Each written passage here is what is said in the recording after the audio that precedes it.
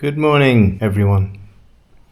It's Thursday, the 5th of September, 8:30 in the morning, where I am here in Mexico. This time of being alone is just a time for reflection and going inward, working out why we are here, and just observing the absurdity of how we expect to live in this apparent illusion.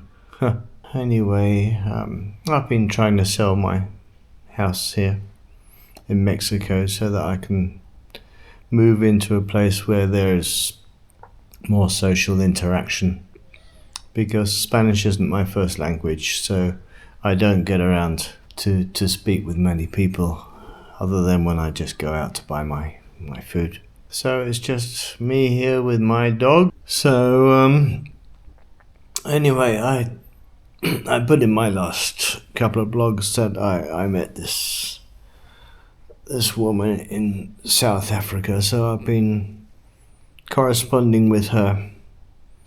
But yeah, I believe she's a pretty spiritual woman, but at the same time it seems to me like she's struggling with the way things are happening over there. She told me that basically 3 power stations, one in her own town and 2 in neighboring towns, have been blown up. And so she's having to deal with that sort of shit. I think we're all having to deal with all sorts of different things, which is just showing us who we are and how we react to these things.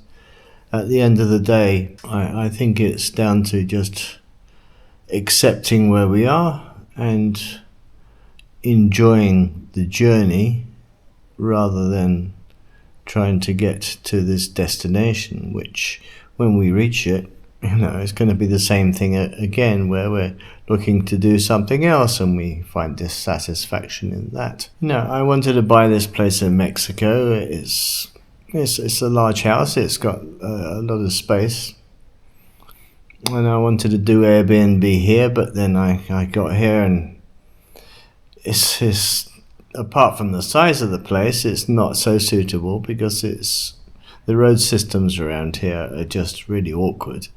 So even though we have GPS, for someone that's not used to driving in these roads in Mexico, it would be difficult for them to get here. And now we've had about 3 months of rain here, and it's just showing parts of the property that I need to work on. I've got damp coming through the ceiling in my bedroom. And I've had this place for over 2 years now. It hasn't been a problem until this past week. We've had so much rain in the past week that, it's obvious I'm going to have to go on the roof when it's dry again and start sealing up some of the cracks. And also in the part of the property that I was planning on using for Airbnb, it's like 2 self-contained flats and the ground floor flat. If you go to the back wall, the damp's coming through the wall. It's going up 1 meter now, the paint's dropping off the wall, and this hasn't been a problem since I bought the place, but the last week of torrential rain and thunderstorms, suddenly I'm having to deal with things that similar to what I had to cope with in the UK, in Scotland in particular, because it's so rainy up there, so damp and wet. But this place is normally really very dry, but my place is just turned from this place of drought where hardly anything grows, and now it's a frigging jungle out there. The weeds have just taken over everything, and So I'm just having to relax into it and observe. And the time's going by so fast now. September the 5th already. Gosh, it's like one day leads into the next. I go to bed and there's another day gone, and there's another month gone, another year gone. It's crazy. It feels like only a few weeks ago that I was out and about enjoying myself with my friends in the UK, when I was in my 20s, and here I am, 68 years old. Gosh. Oh. So, anyway, vibrations are shifting. I think we just have to relax into it, and we have to just accept and enjoy it for what it's worth. All the time I'm thinking of moving to a new place. I mean, I have a really good friend of mine who lives in Bali, and he says, come out to Bali, it's just beautiful here, and blah, blah, blah. And, I've been watching these videos on YouTube of people living out there. It's just green and beautiful, and lots of young women available out there. But at the same time is going past so fast, and in retrospect, thinking of the places that I wanted to live, the places that I've moved to, I bought this really nice house in Ashland in Oregon, and I was excited about it, and then it it needed a lot of work. I had a couple of disasters. I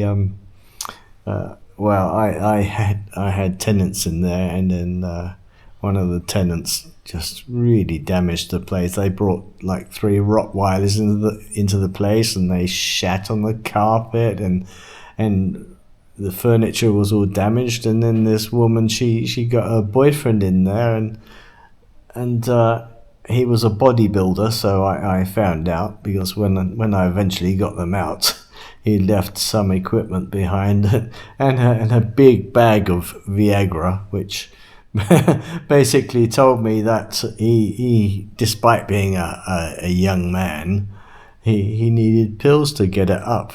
And that happens when you're taking these supplements for bodybuilding.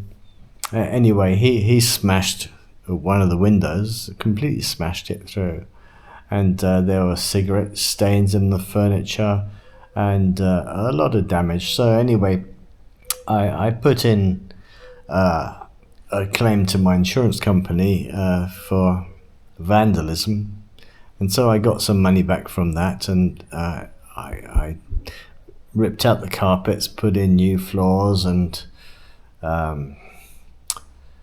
redecorated the whole place. Actually made it looking quite nice. And then I put it into the hands of a letting agent. A letting agent. I don't know what you call them in the States. An agent for renting properties. And then they were going to show somebody the place as a potential renter, and they had a phone call, and they said, "Oh, I've got some bad news for you."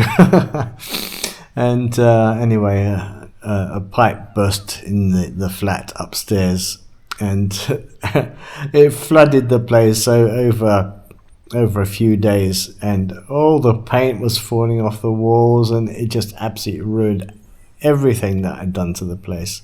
So I had to make another insurance claim, and I ended up spending $200,000 doing this place up. I got the bulk of it paid by the insurance claim, but I put in extra money. I borrowed money to put in so that I could put air conditioning in both flats and things like that. And then I didn't have the income to support the money that I borrowed to put in the place, so I ended up selling it in the end. So that's after that, then I bought myself an RV, recreational vehicle, motorhome.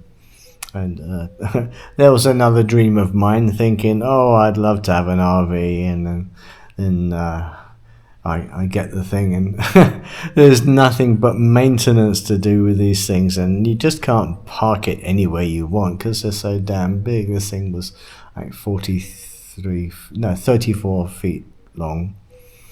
So it's one of the smaller, but it's still an A class RV, so it's still a big thing. It's like a bus, you know.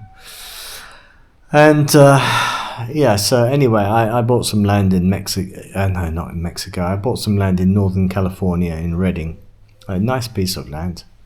So I thought, oh, all right, I'll go and take the thing over there and live on my land, which I did. Like, this is three and a half years ago or so, and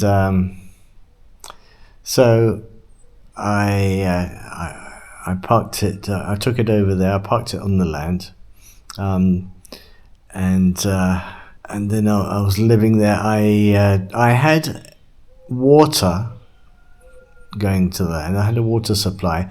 The electricity supply wasn't connected because there had been a house on the land which had previously burnt down, and in order to reconnect the electricity, then I'd have to start a building project. That was my plan, but then of course I was spending too much money, and then didn't have as much money as I wanted to build the sort of place that I'd like.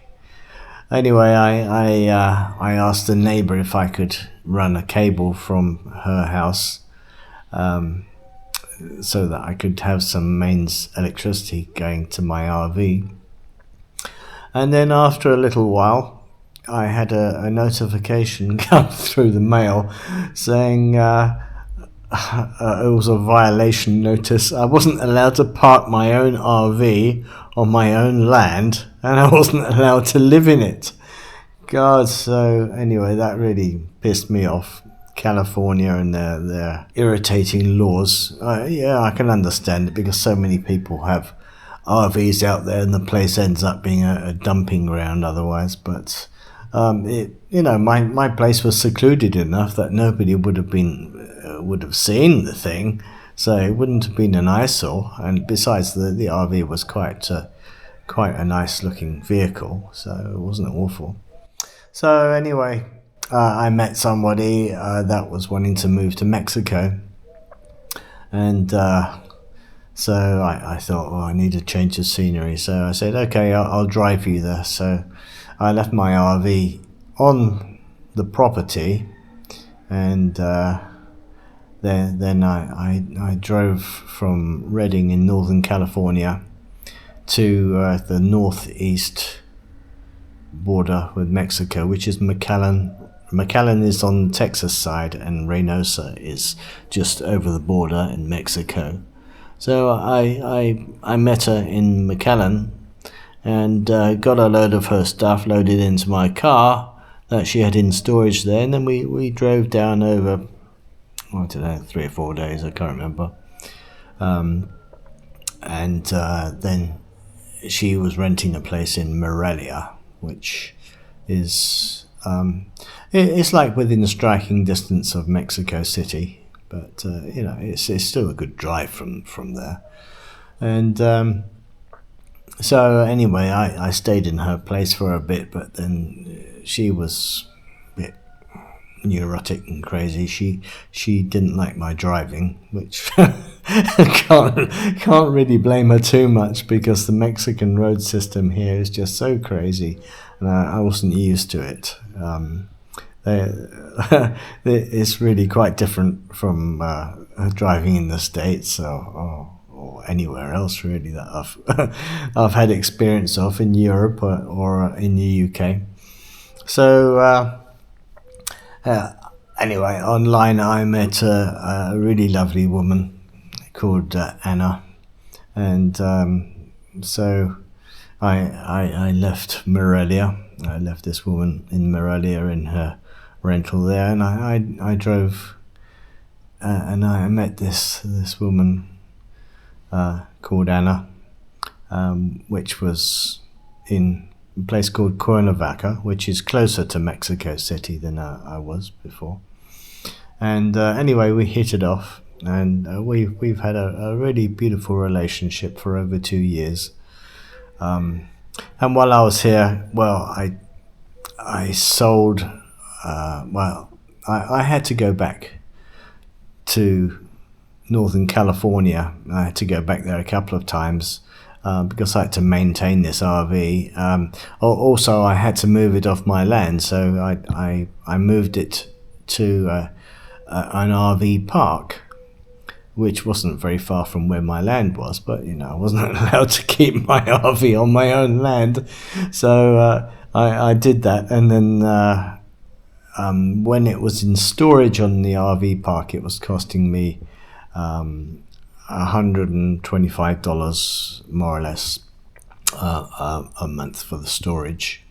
And then I also had to maintain it, so when the winters were coming around, I had to go back and I had to get all the water out of the pipes so it wouldn't freeze, because it gets pretty cold there in the winter. It's damn hot in the summer. But anyway, eventually I managed to get a buyer for the RV. I sold my land. I sold my land in Reading, and the tiny profit that I made out of the land basically went to the realtors for their cut for selling the place. So I think I probably made about $1,000 out of it. I had paid $50,000 for the land, so I think I ended up with something like 51,000 or 51,500 after I'd paid their fees. And so then I came back to Mexico, and then I did find a buyer for my RV. I sold it on Craigslist. Somebody went to see it when I wasn't there, and liked it enough to drive it off. And basically, I got $25,000 for that. I had paid over 30 for it, and then of course all the maintenance and charges for keeping the thing. So it was a bit of a money pit. I wouldn't recommend getting an RV. Not having done that, it's something you think, oh, a lovely modern looking RV must be lovely, but it's like living in a small space. Who wants to live in a small space where you can't set up your stuff? In my house here, I have my studio where I have all my keyboards set up now, so I have space. But at the same time, this is something else that I'm wanting to sell now. I want to sell to move on to either South Africa or to Bali or Belize or maybe back to the States. I've been thinking about Florida. But the States is so expensive. You get a house out there, then you're going to be paying property tax on the place, a lot of property tax. So that's a disadvantage of living in the States. The taxes are ridiculous. So anyway, here I am.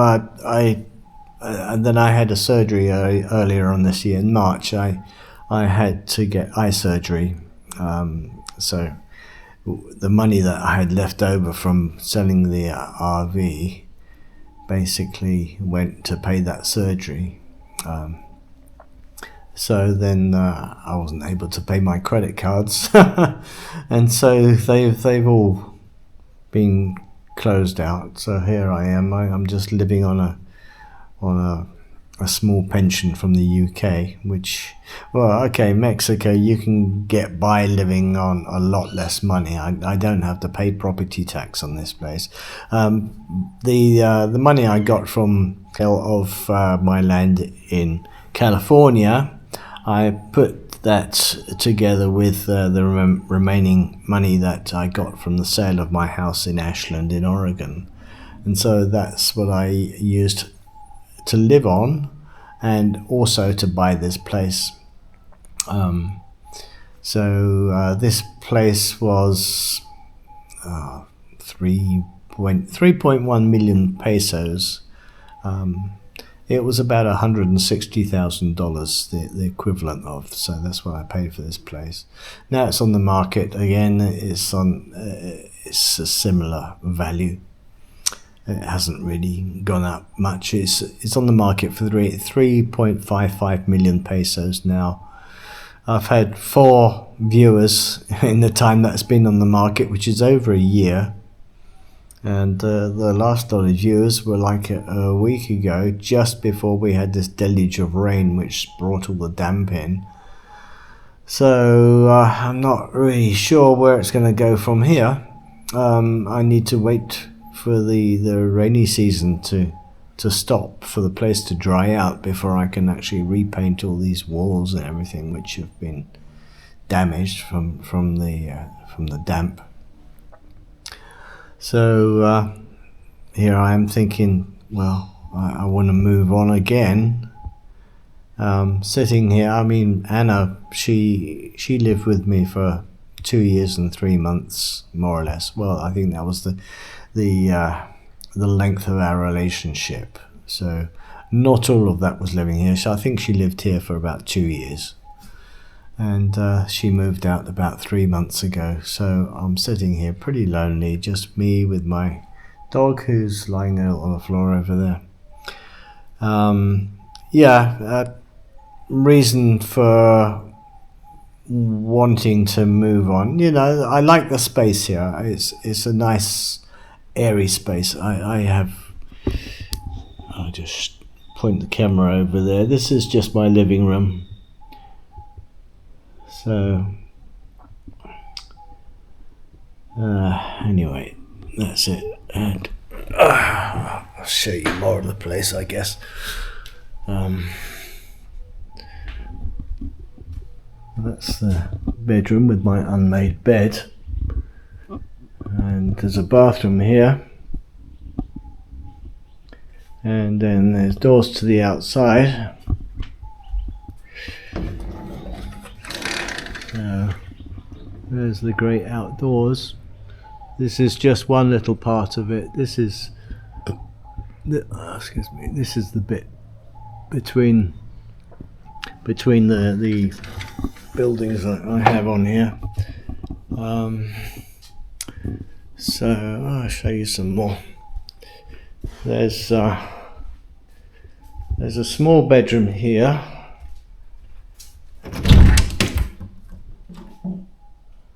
Obviously there's no one living here. Well, no one using the room, let me say. And there's another bathroom here. This is a little bit dark. Let me put the light on. So, a shower room. And I'll walk through, and this is my living room here. So, and the kitchen. I have a nice big washing machine, which will be a bit of a challenge to move when I come to move, especially if I'm going to a different country. I've got another bathroom here, so I'll put these lights on. There's the shower area there. I just use as a storage, and then into my studio. So this is the studio, and my keyboards and computers, and then there's a big sliding glass window to the outside with the palm trees. And then of course I have this other entrance here.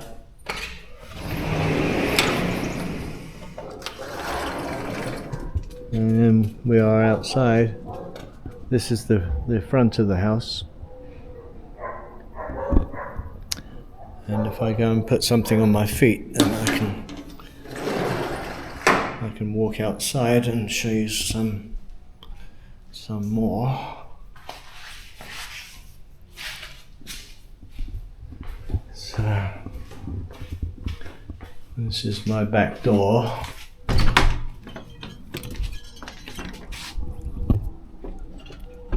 And there's my doggy.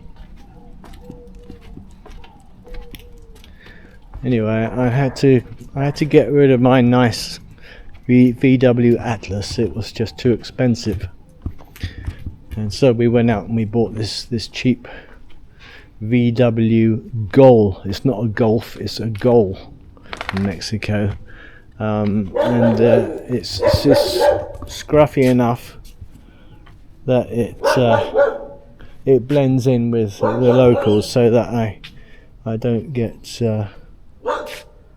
attacked by anybody that wants to steal my car, which does happen around here. And here's part of my jungle.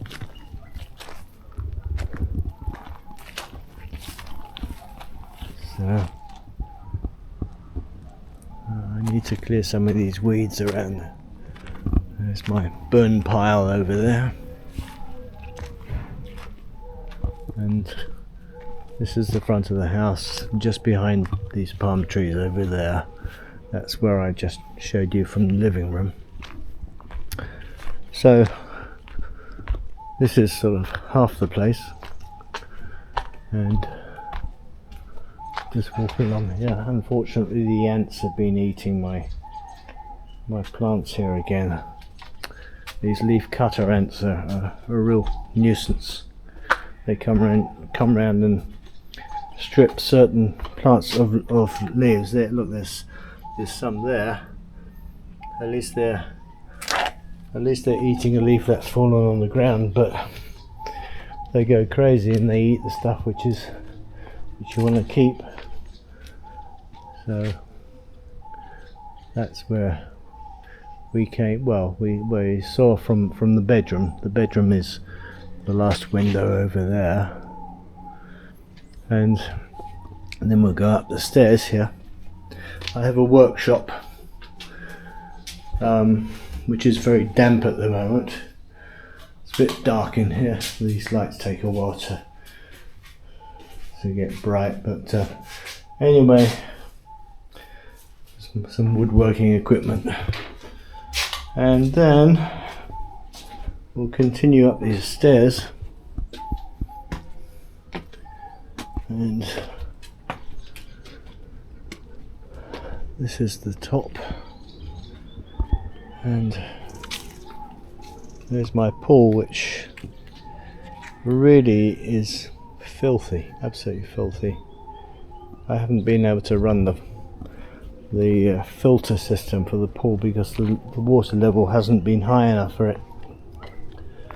I did have a gardener who was keeping everything neat and tidy, and then his brother died, so he stopped working for me at that point. And then at the same time I got my eye surgery, so basically I couldn't afford to get him back after that.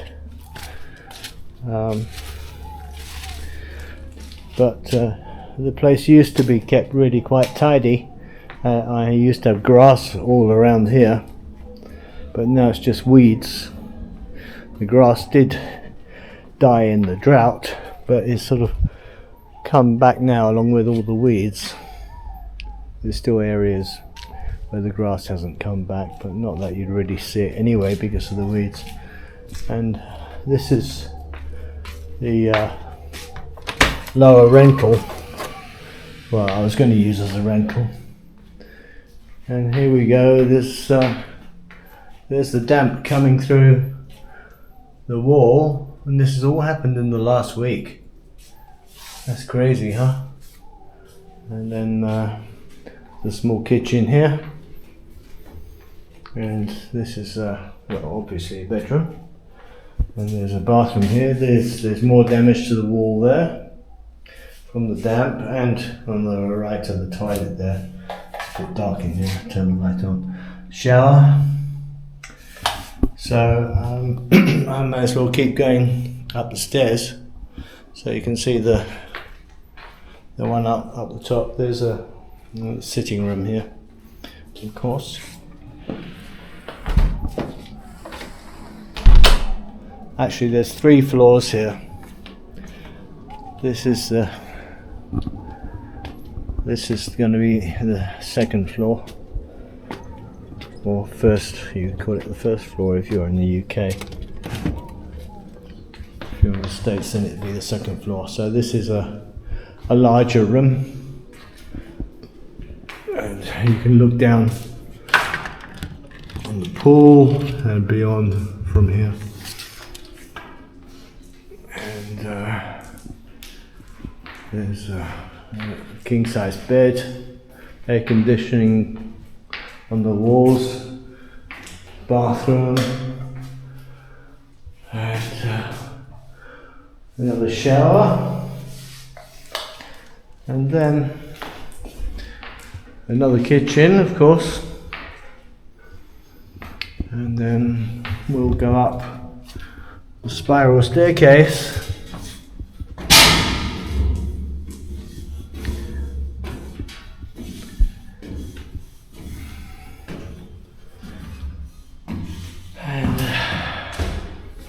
Here's a tiny bedroom, big enough to put like a couple of bunks for children in.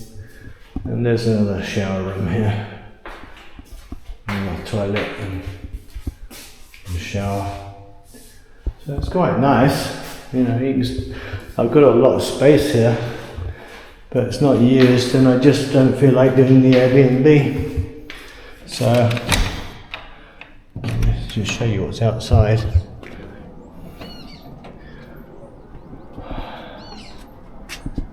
There's my driveway going down with all the weeds, and this is a large terrace here, which I quite fancied turning into a Zen garden when I had more enthusiasm. So there's the pool, and that's the main house there with the white roof. The water tank on the top. So everything's really damp at the moment from all the rains we've had.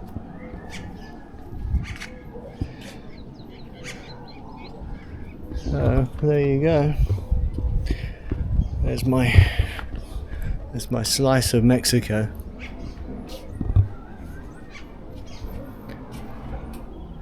So I'll go back down and you can see the way. Lock this door again. Okay, and then down the stairs to my dog, who's going to be very excited that I emerged again from the area where he can't get to, because spiral staircases don't work very well with dogs. Well, I wasn't away from the place for too long, so I was not overly excited. Back down the stairs, and well, I can walk down the gravel driveway rather than the stairs, I guess. So we can go through here. Tiptoe through the weeds.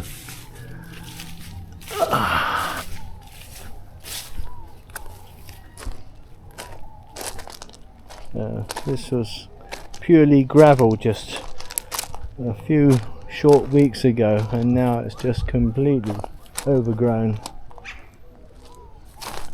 Looking back on the place there,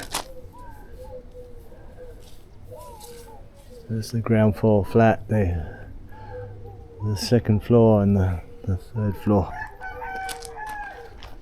So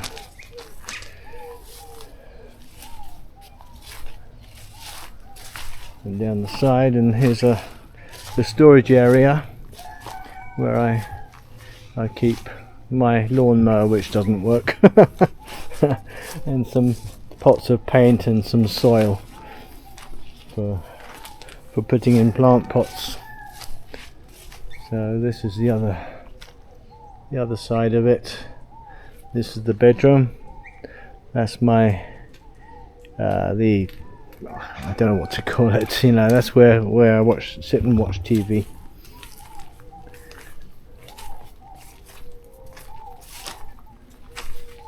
quite like it green. I prefer it to the gravel, but of course people like to see things which have been well kept and maintained, and I guess doesn't classify as being maintained at the moment. It's not what people prefer. So over there is, well, underneath all that growth is the septic tank.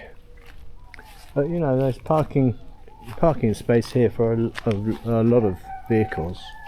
You'll probably park 12 cars or more quite easily here, maybe 20, I don't know. I think that would be a little bit too much if it's 20 cars. There's the gates. They are, I do have electronic gates, so I can press a button and they will open, which I had put in. Well, I had the gates were already here, but I had these electronic system installed because that's what Anna wanted, so that's what she got. And here we are. We'll go back into the living room.